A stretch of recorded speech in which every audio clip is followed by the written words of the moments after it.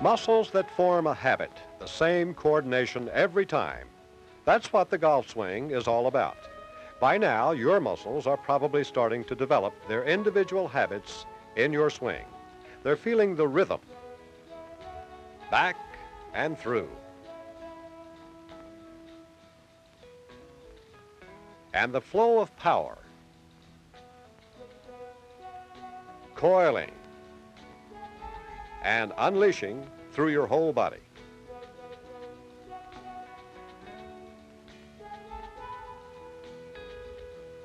While holding the center steady.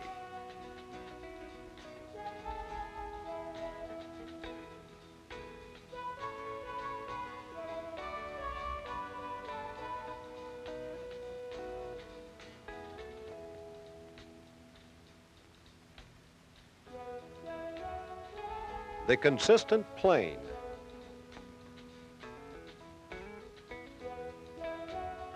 And the wide arc your arms make.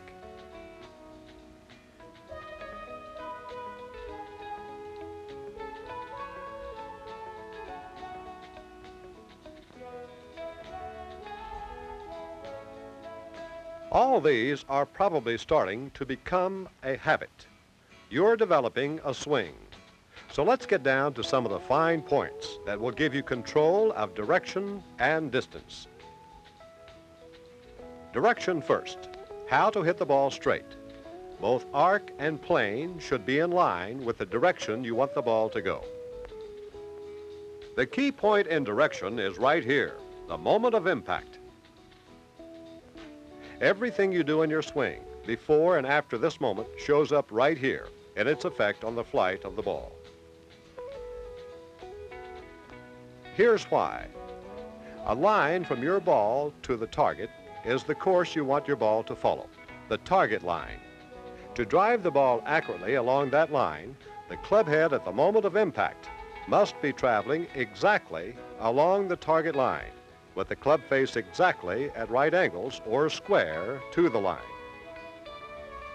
If either your club face or the path of your club as it meets the ball is not square to the target line, the ball has got to go in another direction.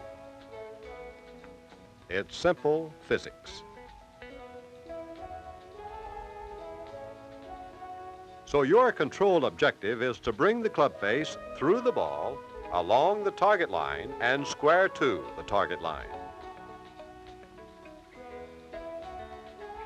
You can do that simply by building controls into your swing.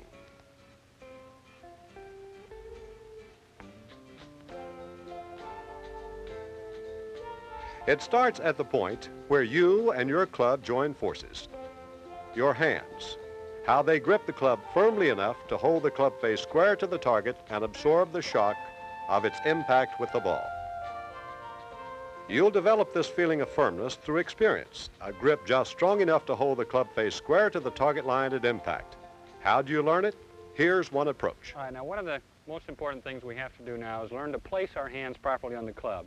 Your left hand being so important, we're going to start with your left hand. I want you to do like this. Just Gary and I are going to take just like we're going to shake hands, but with the left hand instead of the right. Put your hand out there, Gary. You see, I don't put my palm up facing the sky or down. We put it just straight ahead, and this is what I'm going to do with the grip right now. I'm going to hold it up in the air with my right hand and put my hand out like I was going to shake hands with the club, and I'm going to grip it there with my left hand turned a little over on top of it, the thumb on that side of the shaft, a little on the right side. All right, let's try that a minute.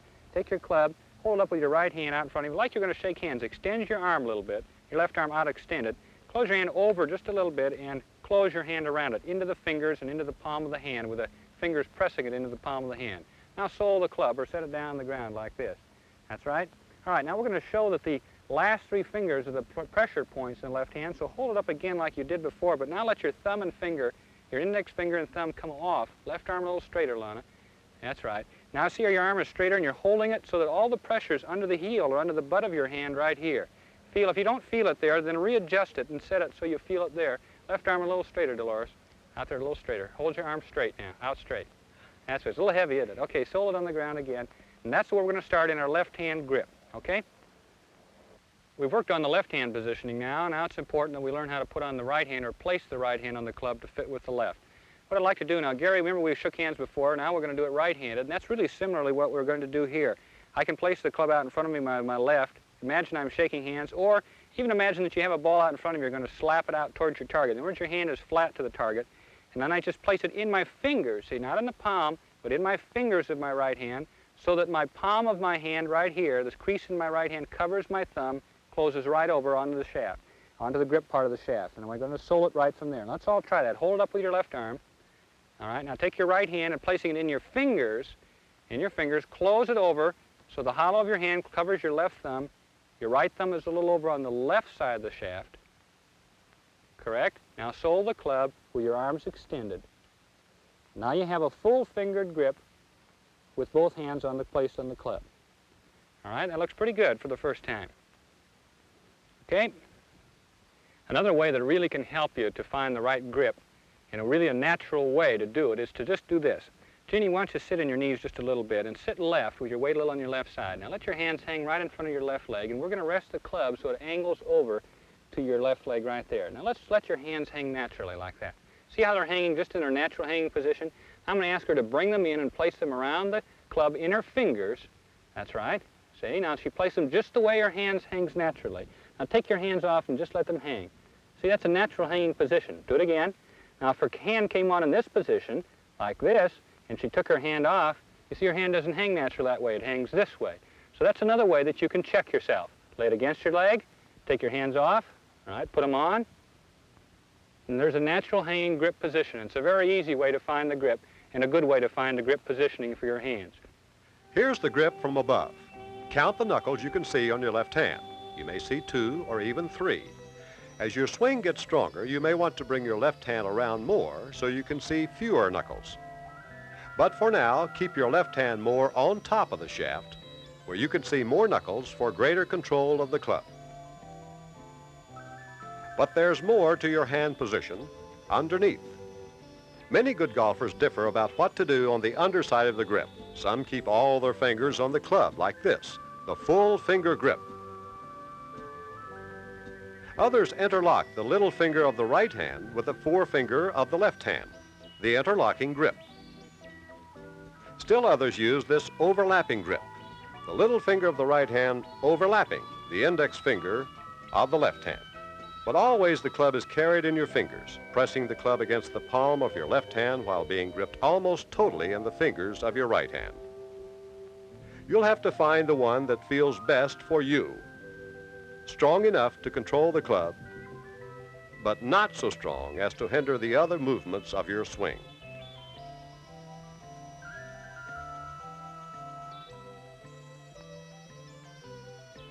Now, before you try to hit a ball, think about one more factor of your swing.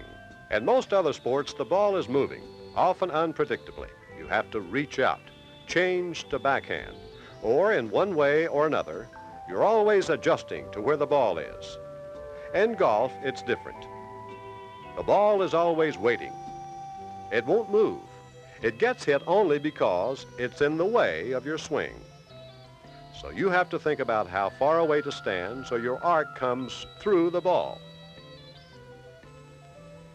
Now the last thing we need to do in terms of positioning ourselves to the ball is to do this. We have to learn how far to stand from the ball. And the way you can find this out very easily for any length of club is simply to place your hands in the grip the way you've learned, hold your arms out in front of you with your back rather straight or slightly arched, and bring your left arm down until it's flat on your chest so you feel some pressure here. Then bend at the waist and sit in the knees, and that's the distance you'll come from the ball. See, if I came to here, bent, and sat, I would be too far away from the ball, so I'd have to move up a little bit closer to right there. Jeannie, let's have you try it. I'm going to move the ball right here. Take your grip positioning the way you've worked on it. That's right. Good. All right, now she's going to hold up away from her. Out, arch your back slightly, come down flat until you're flat on your chest right there, bend at the waist, and sit in the knees a little bit. Now she's a little too far away, so she would move up slightly with her feet until she felt a little pressure right here with her left arm. Just a little more. Just a little farther. There you are. Okay, and there's her distance from the ball, and she'll find that with any club. Of course, with a wood, it would be farther away. With an iron, it would be a little closer. That's how you find your distance from the ball. Here's another important check. Look straight down at the ground. Your hand should be inside the eye line, that line from your eyes vertically to the ground. Now it's time to swing. Your ultimate objective, of course, is the big, full swing. But in the beginning, take it easy and try to incorporate the fundamentals into your beginning swings. The flow of power, the turning in your upper body, and the balancing shift of weight in your legs.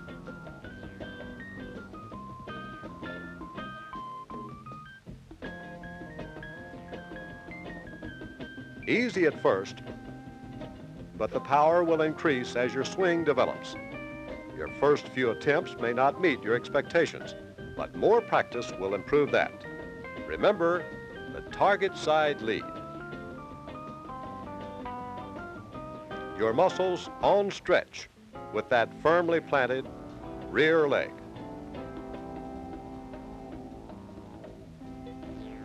There's also the swing center. Holding firm and steady regardless of the release of power around it.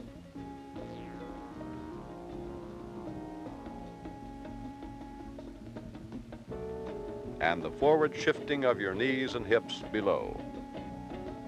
And remember the arc you made with a paper streamer, because your arms were extended all through the swing. Target side arm on the downswing, the other arm on the follow through.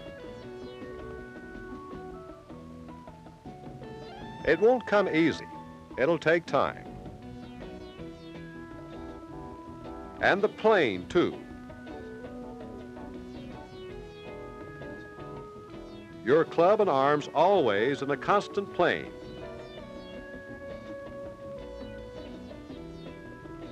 Back and through the ball to the finish. And remember the importance of centrifugal force, the towel a straight extension of your target arm. Think of the big swoosh. Make that sound. Once you have the feeling of the big swing, you're ready to take it to the practice tee to work on some refinements. One is the position of your target side wrist. When your target side wrist flexes in the backswing, try to keep it in plane with the back of your forearm.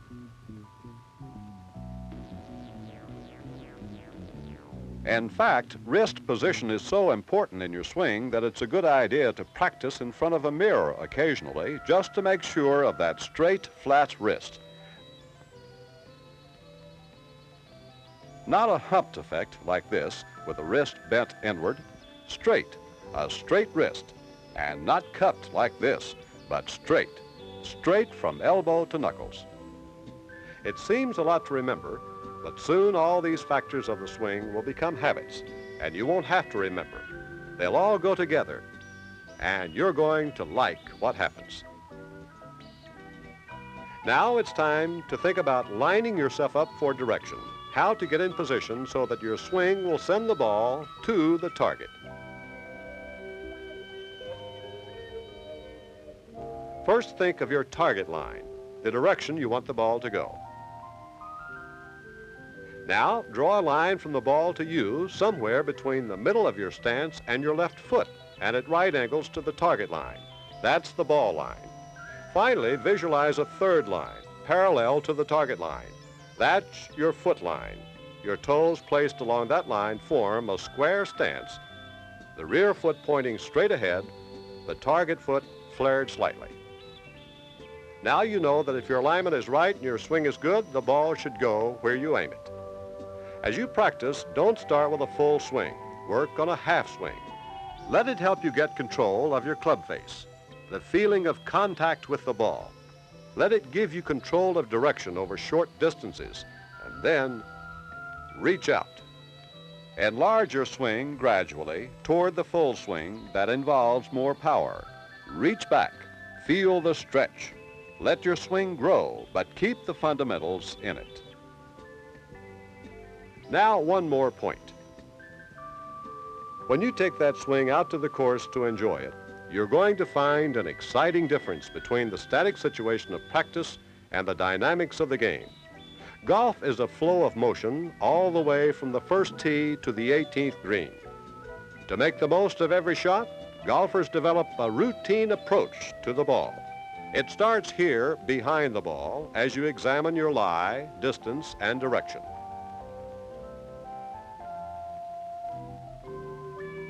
You draw the target line in your mind. You feel the coming swing. A swing that drives the ball from the grass and soars it gloriously away. And the swing that serves you equally well in trouble spots.